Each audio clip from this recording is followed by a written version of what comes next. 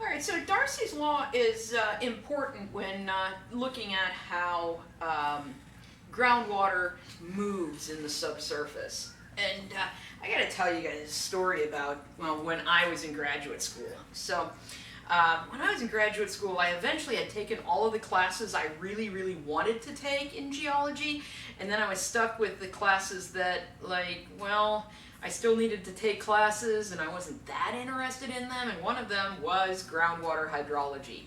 And one thing I got to tell you about grad school is that it was definitely worth it, but it's really, really stressful. And when I get stressed, I get really weird dreams. And so I was like, after studying for my groundwater hydrology test, I had this dream that instead of my hydrology professor, Arnold Schwarzenegger was teaching the class. And he was standing up in the front of the class and he was yelling at us. And he was yelling things like, "What is the value of K and Darcy's law? Come on, tell me." It was really, really weird. So see what you guys have to look forward to when you go to grad school. But anyway, let's move on and look at a little bit more about our water resources. So I said one of the reasons studying and understanding groundwater is important is because we use it all the time. We use it for all kinds of different things. So the consumption of water in the United States. This is a very rough little pie chart, but gives us a good idea. Notice most of it is for agriculture, for farming. And that's basically, you're going to be thinking irrigation of crops and things. This little sliver is industry, so things like oil refineries, chemical plants, factories, stuff like that. Municipal, that's cities. So if you get city water, well, that's municipal. Rural means this is not used for like irrigation or livestock. This is just if you have a well for your own personal use. So that leaves us with, what are these two things? Well, this here is California, or as Arnold Schwarzenegger would say, California. That's California. But this is Texas. So what this is showing you, those two places use a whole lot of water. Now, why do they use so much water? Well, they're big states with big populations, but they also have a lot of agriculture in them. So water use is not the same throughout all the United States. This is just another way of looking at kind of what I had in the big pie diagram. The darker the blue, the more water is used. And here you can see a bar graph of the different states and how much water. There's California, there's Texas. Now, when we use a whole lot of water from these different aquifers, there are some issues that we can end up having occurring. And one of these groundwater issues that can happen is something called the cone of depression, which sounds a whole lot like what my dog used to have to wear when he'd come back from the vet. But the cone of depression is actually a groundwater problem. So let's start with a very basic aquifer. So here's Earth's surface, there's my well going down, there's the water table, so I'm taking water out of this aquifer. And a cone of depression occurs when more water is removed from the aquifer and it's removed faster than it can be replaced. So basically we're pulling water out of that aquifer faster than it can flow back into that area. So what then happens is this water table around the well gets lowered. So all of this area that used to be filled with water, all of that is now dry. So we're taking out this water faster than it can be replaced, and slowly that water table is going to get lowered around the well. I know it looks like the triangle of depression drawn here, but imagine that in 3 dimensions. It's a cone. And this can be bad because this actually can make other people's wells go dry. What if you had a neighbor whose well wasn't quite as deep? It might go dry. But there is good news about that cone of depression. It's reversible.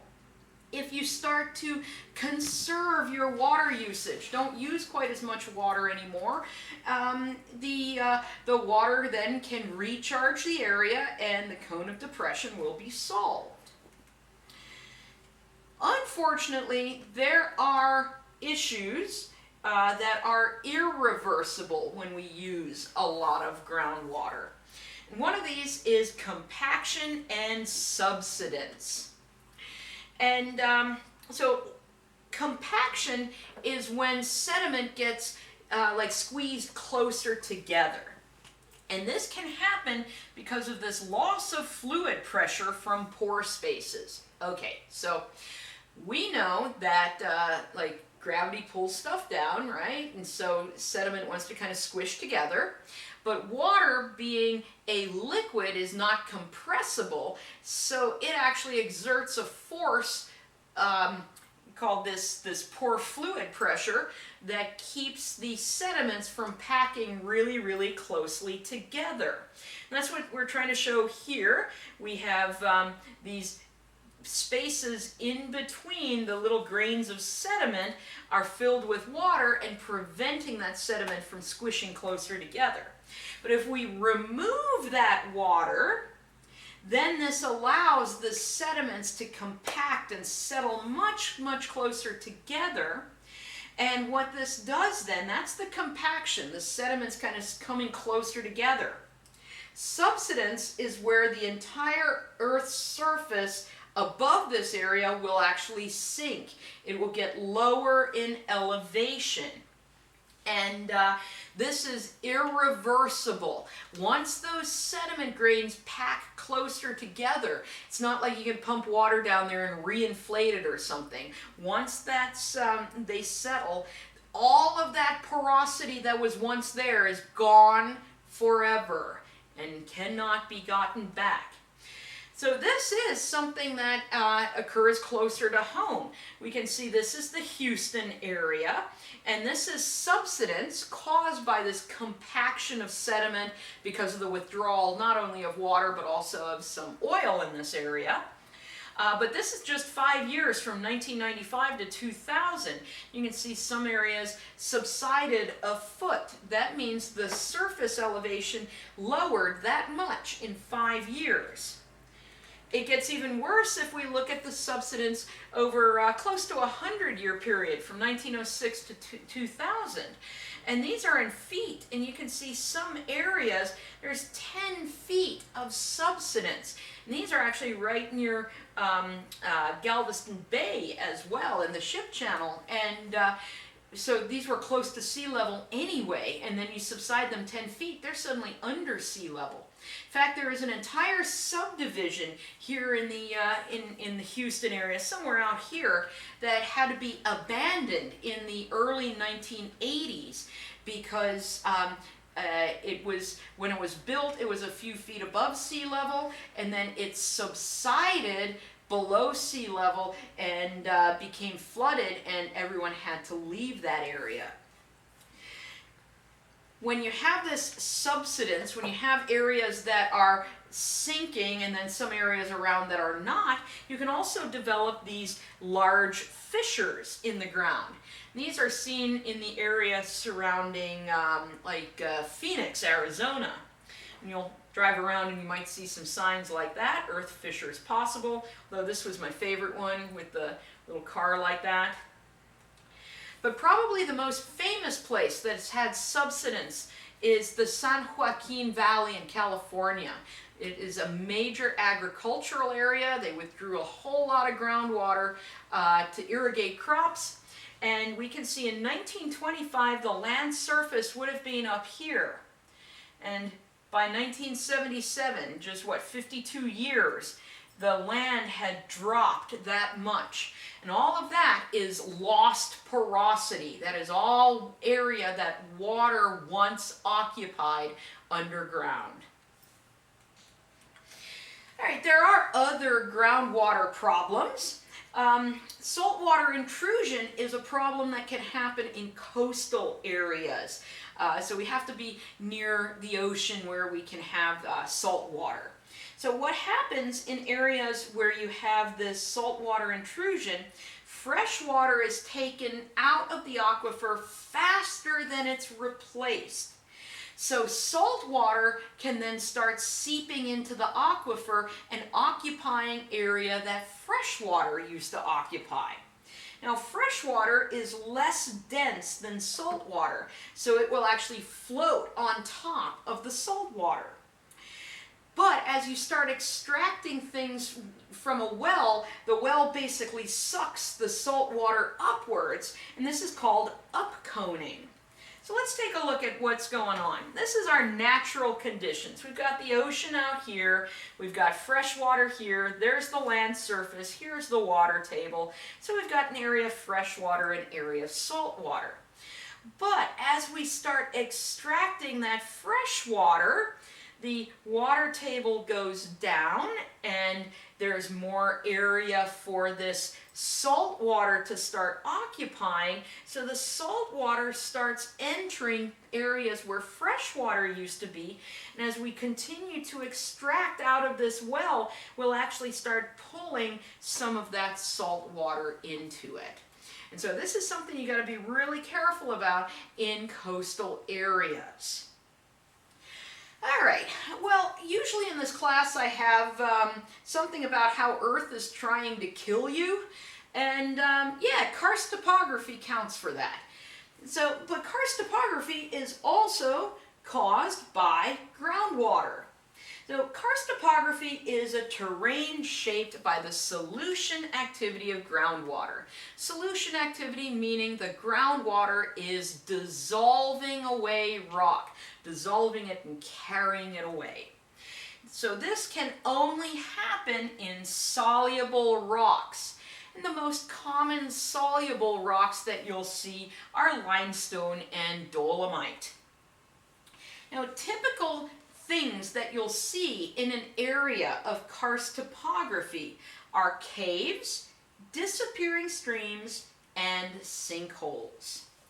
So this is a diagram showing karst topography, and these caves are these open areas that were formed as groundwater flowed through little cracks and little permeable parts of the limestone. It would dissolve away more and more of the limestone, so what began maybe as a small crack gets widened and it gets bigger and bigger and bigger and bigger over time.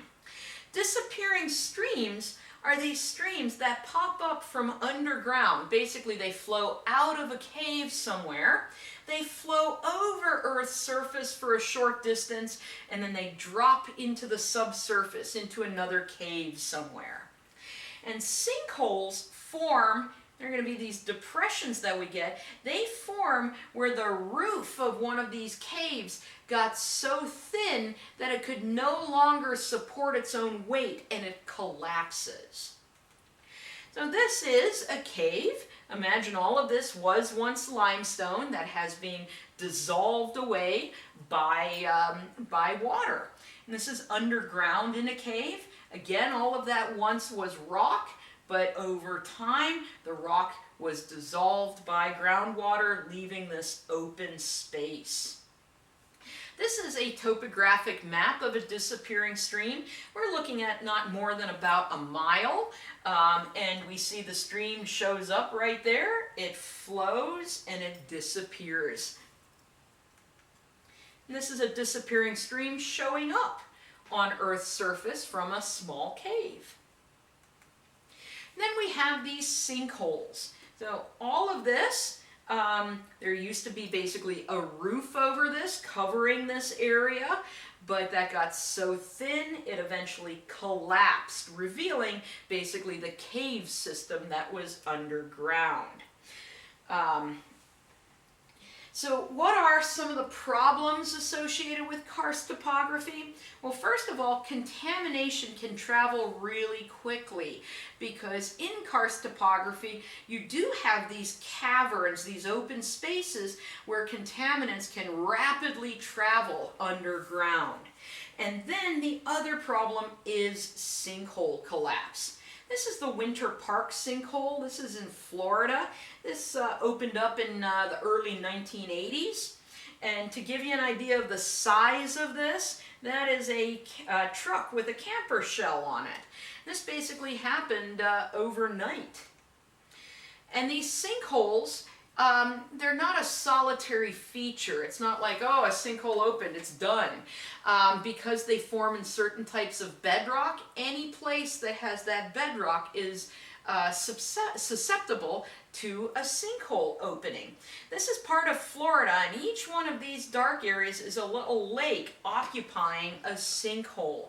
And that shows you that where you have one, you're likely to have another. And like I said, these things can be deadly. Imagine if that opened up under your house. And that does happen sometimes. A couple years ago, someone in Florida died when a sinkhole opened up under their house. If you want to watch one of these actually happening, go to YouTube and in the search bar type in Corvette Museum sinkhole, and you'll get to see just how quickly a sinkhole can collapse. So in green on here, these are all areas that are underlain by soluble rock. So these are all places where you could have caves and karst topography forming and where you could have sinkholes. For once, California doesn't look too bad, right? All the previous disasters seem to be focused on them. This time, you really got to watch out in Florida because almost all of the bedrock in Florida is limestone or dolomite. We also do have areas in Texas, and that's why you can go to parts of Texas and visit caves, because certain areas here do have limestone bedrock.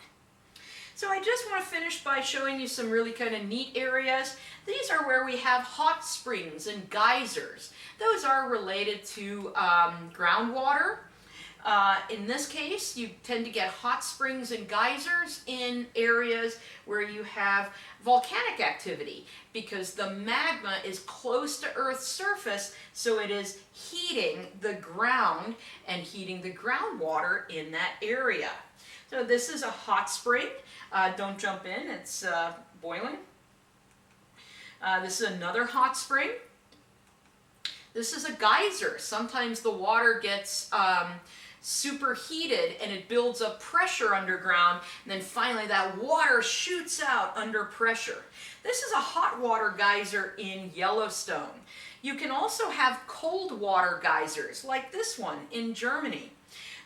Notice the icicles there. What happens here is some of the volcanic gases bubble into the aquifer. Those volcanic gases build up pressure and then cause the water to shoot out of the geyser, but the water is cold because there is no heat involved with this, just kind of cooler volcanic gases. And that brings me to the random picture of the day. This is on the Dolores River in Colorado. I happen to like whitewater rafting, and that's me. That was a fun trip, except for that person who is really bloody annoying.